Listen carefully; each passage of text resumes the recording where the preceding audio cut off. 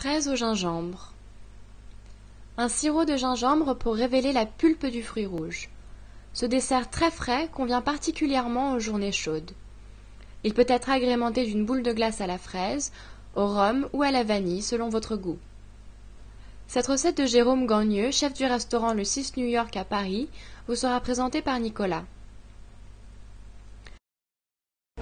Cette recette m'a bien plu parce qu'elle prend 10 minutes, plus une nuit de marinade. Donc c'est une préparation, mais alors c'est très rapide pour servir. Le gingembre a un goût assez fort. Est-ce qu'il n'a pas tendance à cacher le goût des fraises? Comment on allège ça? Il n'a pas tendance à cacher parce qu'on le met infusé en fin de compte dans notre sirop. Donc c'est un sirop qui est infusé au gingembre. Et c'est quand même une fois qu'on a versé ce sirop sur les fraises, on a quand même le goût de la fraise en priorité, qui est atténué par ce petit côté piquant, acide, du gingembre. C'est ça aussi le mariage des deux qui est très, très important. Alors bien évidemment, cette recette, il faut faire quand même le sirop la veille. D'accord. Quand vous faites le sirop la veille, il a le temps d'infuser. Le gingembre a le temps d'infuser, se parfumer et ainsi de suite. Alors on met un peu de gingembre haché au dernier moment aussi, pour donner ce petit éclat dans la bouche avec les fraises.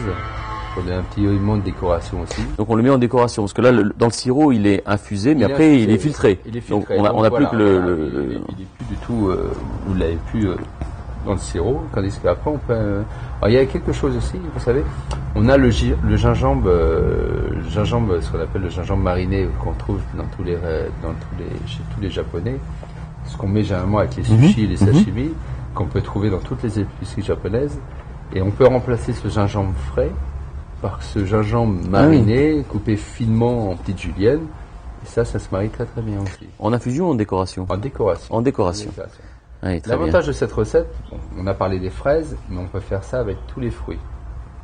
Oui. On peut faire ça, en ce moment c'est l'époque des cerises, donc moi j'en fais aux cerises, il y a les abricots en petits quartiers, enfin on peut faire vraiment ça avec tous les fruits. D'accord. Et les fraises, est-ce qu'on a tendance à les mettre aussi au frais pour qu'elles soient glacées? Moi, c'est préférable, c'est surtout la météo extérieure qui fait que si vous avez envie d'un dessert glacé, si vous avez envie d'un faire...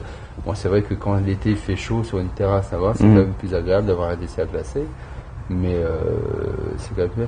Alors, on peut rajouter éventuellement aussi à cette recette une boule de glace, une boule de sorbet. Oui.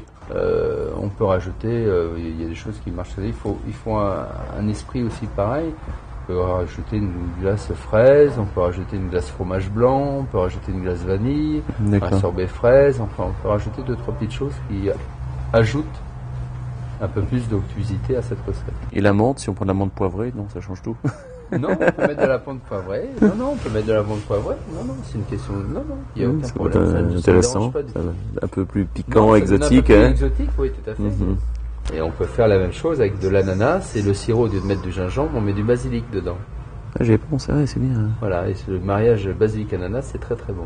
Donc à essayer. Bravo, très beau dessert, fraise au gingembre. Voilà.